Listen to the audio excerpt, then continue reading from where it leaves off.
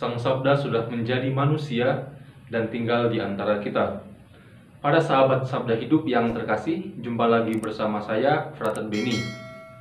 Pada permenungan hari ini akan diambil dari Injil Lukas bab 18 ayat 35 sampai dengan 43. Marilah kita siapkan hati kita untuk mendengarkan dan merenungkan Injil Tuhan. Dalam nama Bapa dan Putra dan Roh Kudus. Amin. Semoga Tuhan beserta kita sekarang dan selama-lamanya. Inilah Injil Yesus Kristus menurut Lukas. Dimuliakanlah Tuhan. Ketika Yesus hampir tiba di Yeriko, ada seorang buta duduk di pinggir jalan dan mengemis. Karena mendengar orang banyak lewat, ia bertanya, "Ada apa itu?" Kata orang kepadanya, "Yesus orang Nazaret sedang lewat."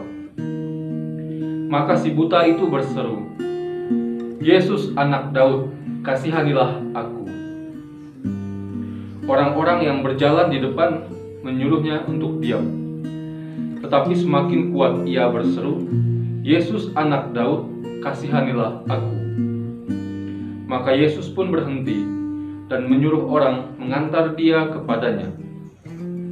Ketika si buta itu sudah dekat, Yesus bertanya kepadanya, "Apa yang kau inginkan kuperbuat bagimu?" Jawab orang itu, "Tuhan, semoga aku melihat." Maka Yesus berkata, "Melihatlah, imanmu telah menyelamatkan dikau." Pada saat itu juga ia melihat, lalu mengikuti Yesus sambil memuliakan Allah. Seluruh rakyat menyaksikan peristiwa itu dan memuji-muji Allah. Demikianlah Injil Tuhan. Terpujilah Kristus. Rahmat Allah bekerja berbarengan dengan usaha manusia. Kiranya kalimat ini memberikan gambaran kecil terhadap perikop Injil yang pada hari ini kita simak bersama. Penginjil Lukas menggambarkan bagaimana keadaan si buta itu yang duduk di pinggir jalan sambil mengemis. Dan ketika ia mengetahui yang lewat adalah Yesus beserta rombongannya, ia mulai berteriak dan memohon belas kasihan. Si buta yang dalam hidupnya sama sekali tidak pernah melihat Yesus sebelumnya, menaruh kepercayaan yang besar akan nasib dirinya kepada Yesus. Ia memohonkan belas kasihan Tuhan. Saya merefleksikan bahwa si buta ini adalah gambaran paripurna bagaimana kita manusia menjadi kecil di hadapan Allah. Ia menjadi gambaran sempurna bagaimana manusia seharusnya bersikap di hadapan Allah, yakni dengan menjadi kecil di hadapannya.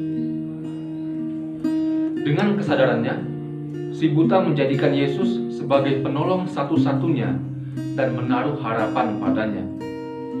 Yesus Sang Allah menjawab harapan dari orang yang memohon kepadanya. Sekali lagi, di sini kita saksikan bersama bahwa Yesus digerakkan oleh belas kasihan. Apabila kita melihat pada permulaan Injil Lukas, khususnya pada Injil Lukas bab 4 ayat 19, di sana dikatakan bahwa Yesus datang untuk membawa penglihatan kepada orang-orang buta dan memberitahukan bahwa tahun rahmat Tuhan telah tiba. Penggalan ini adalah ungkapan visi Yesus ke dunia, dan ia benar-benar telah melaksanakan visinya tersebut. Bagi saya, ada beberapa hal yang menarik dalam Injil pada hari ini.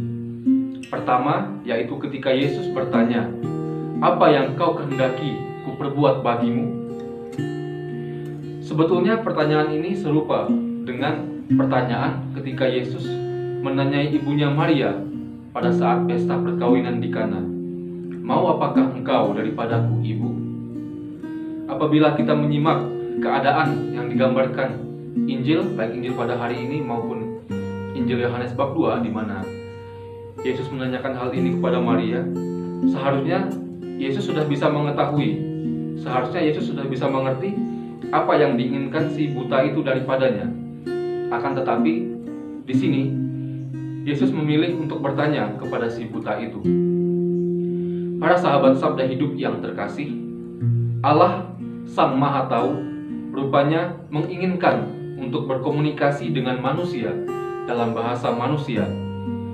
Sekalipun pada saat itu Yesus pasti sudah tahu apa yang diinginkan, apa yang dibutuhkan oleh si buta itu, tetapi rupanya ia tetap ingin melakukan komunikasi dengannya. Sebagai manusia yang berasal dari Allah, diciptakan oleh Allah, dan juga nantinya akan kembali kepada Allah, apa yang perlu bagi kita adalah membina komunikasi dengannya. Dan itu terjadi dalam komunikasi kita dengan Allah lewat doa-doa kita.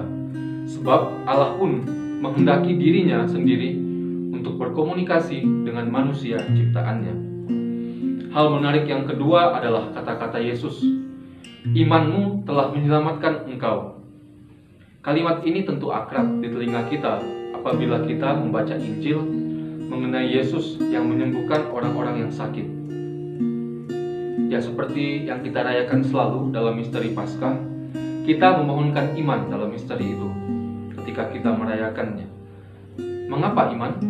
Seperti yang tertulis pada Injil hari ini, iman itu rupanya menyelamatkan. Ya, iman menyelamatkan. Maka juga menjadi ajakan bagi kita dari Injil pada hari ini untuk senantiasa mengembangkan iman kita kepada Tuhan. Kemudian hal terakhir yang bisa menarik perhatian bagi kita adalah tindakan si buta ketika ia sudah sembuh.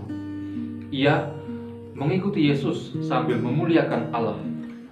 Para sahabat Sabda Hidup yang terkasih, kemuliaan Allah seharusnya menjadi pusat hidup bagi orang-orang Kristiani, bagi kita. Kita hidup untuk memuliakan Allah. Dengan hidup kita, dengan segala pekerjaan yang kita lakukan, kita hendaknya memuliakan Allah. Tindakan yang dilakukan oleh orang buta yang telah sembuh itu menjadi sebuah undangan bagi kita juga untuk memuliakan Allah dengan seluruh hidup kita. Marilah juga kita memohonkan rahmat Allah agar menyertai kita dalam kehidupan kita dan memampukan kita untuk bisa membina iman kita kepadanya, membangun komunikasi dengan Allah, dan senantiasa memuliakan Allah dalam hidup dan karya kita. Semoga Allah yang Maha Kuasa mengasihani kita, melindungi kita terhadap dosa dan mengantar kita ke hidup yang kekal. Amin. Dalam nama Bapa dan Putra dan Roh Kudus. Amin.